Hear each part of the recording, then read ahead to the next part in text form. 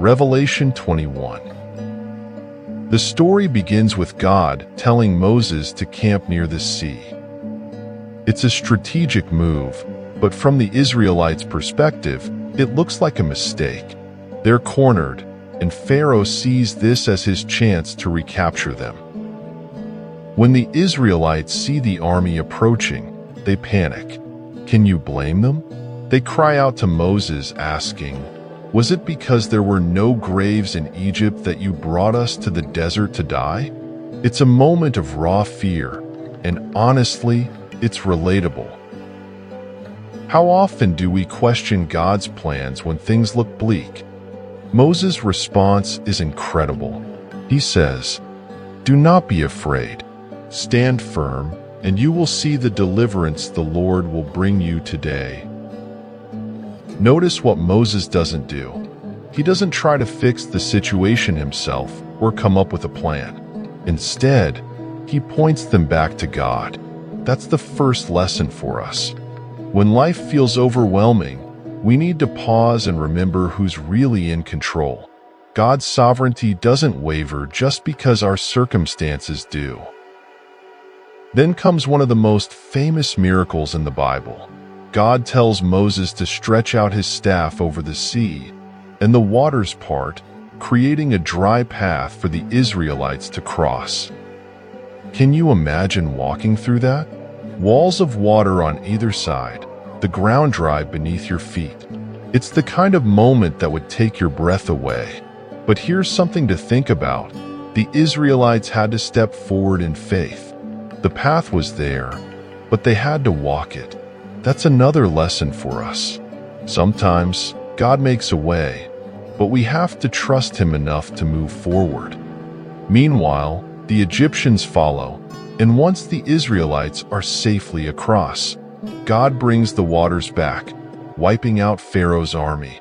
It's a dramatic display of God's power and His commitment to protect His people, but it's also a reminder of the consequences of opposing God. Pharaoh's stubbornness led to destruction, not just for him, but for his entire army.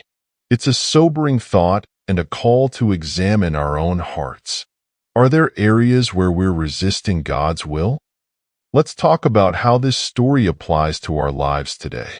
First, it's a reminder to trust God's sovereignty, even when things look impossible. Maybe you're facing a Red Sea moment right now, a situation where you feel trapped with no clear way out. It could be a financial struggle, a broken relationship, or a health crisis. Whatever it is, remember that God is still in control. He sees the bigger picture, and His plans are always good. It might not make sense in the moment, but that's where faith comes in. Second, this chapter teaches us the importance of humility and integrity. The Israelites had to admit they couldn't save themselves. They had to rely completely on God. That's a hard lesson, especially in a culture that values independence and self-reliance. But humility isn't about thinking less of yourself. It's about recognizing your need for God. And integrity? That's about aligning your actions with your faith, even when it's tough. Let's bring this into a modern context. Imagine you're in a job where you're being pressured to compromise your values. Maybe it's something small, like cutting corners on a project, or something bigger, like lying to a client. Standing firm in your integrity might feel risky, but it's worth it. Just like the Israelites saw God's deliverance when they trusted Him, you'll see His faithfulness when you choose to honor Him. Another takeaway is the power of guarding our words. The Israelites were quick to complain and doubt, but God's response was gracious. How often do we let fear or frustration dictate what we say? Words have power.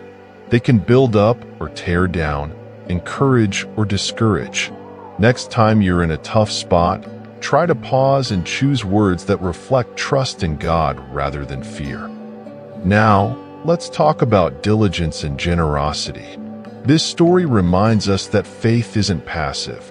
The Israelites had to walk through the sea. They couldn't just stand there and wait for God to carry them across. In the same way, we're called to take action, trusting that God is with us every step of the way. And generosity?